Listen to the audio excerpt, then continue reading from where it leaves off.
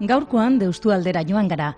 Bertan, Berbaizu Euskera Elkarteak 10 urte darama euskera kalera eramateko nahian. Asko dira antolatzen dituzten ekitaldiak.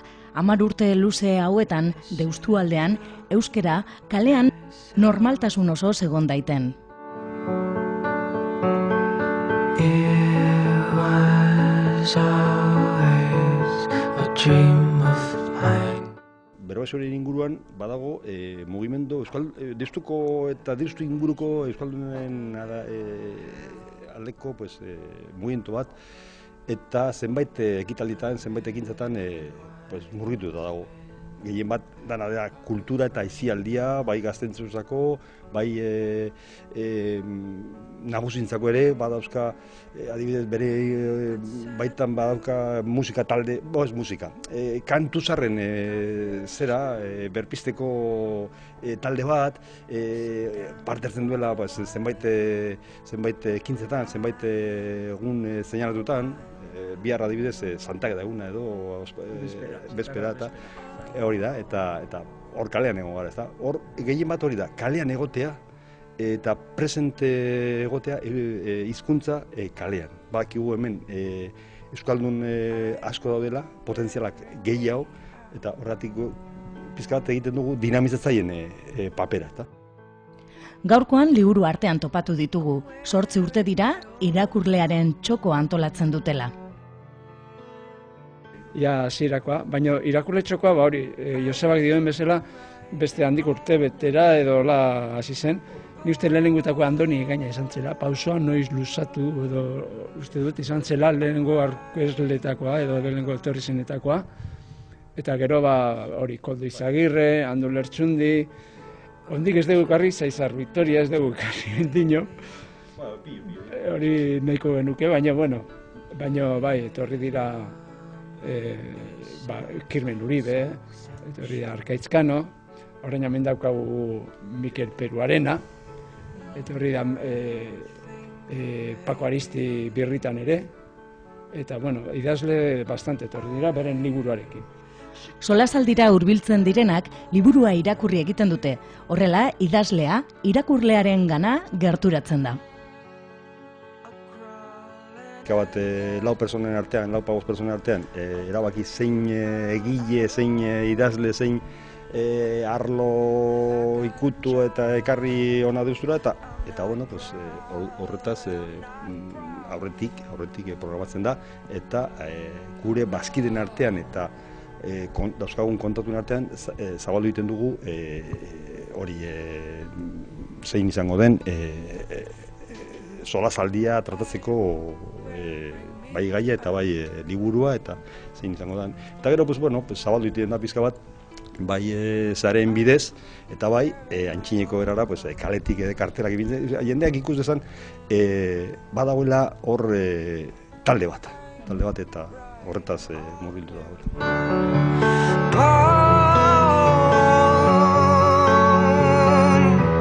I'm riding in my car.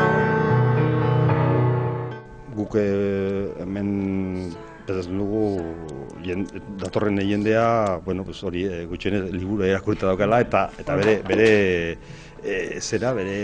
kezkak eta bere argitzeko edo komentatzeko dauzkala. Pentsatzen dugunean, batek agian kritika bat jaso du, ez dakit zein berrian, o ez dakit nungo garan edo nun.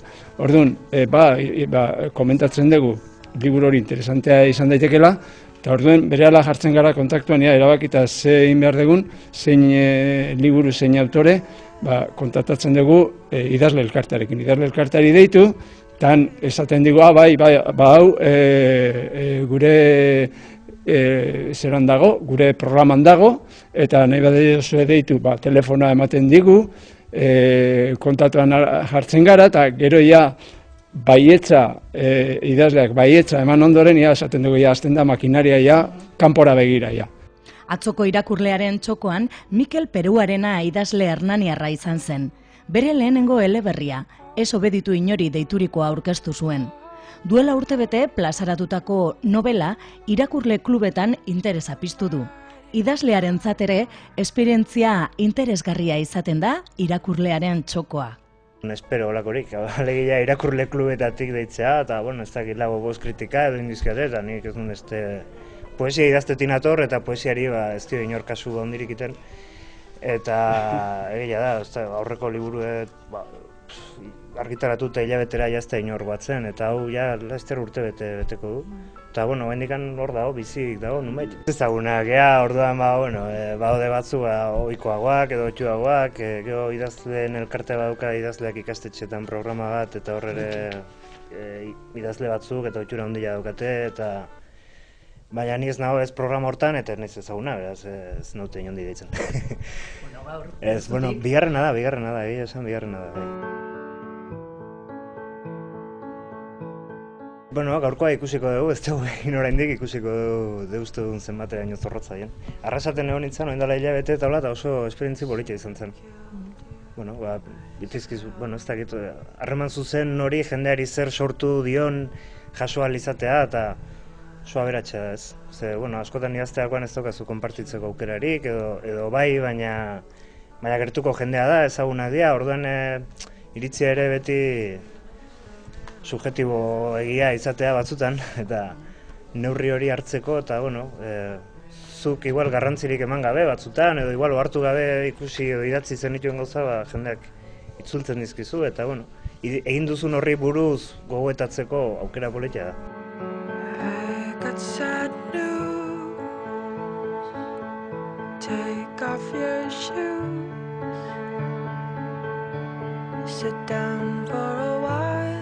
Dana da, leku guztietan liburuen tiradak jaisten ari dela. Bai. Frantzian ere, eta Frantzian 60 milioi hiztun izan da, aparte munduan zehar dauden frantses mordua, han ere egoera hortan balima daude, eta liburu asko 1000 alekoak ere espaldin badia, uortxe gaude, tirada jaisten ari dira. Nik zenbat irakurle dauden jaisten ari edo igotzen ari dira, nire datu falta zizkitu. Bakigu hau gutxiengo batentzako dela, eta, baina ez gaitu kezkatzen hainbeste zenbakia baizik eta, solasaldian sortzen den klimaz bat, eta badago identifikazioa orokorrean, bai egilarekin, bai obrarekin, batzutan gehiagotan, bestetan ez hainbeste, baina hor mugitzen gara. Nik uste dut hemen kalitatea sortzen da solasaldian bertan ere, eta hori da baloratzen duguna.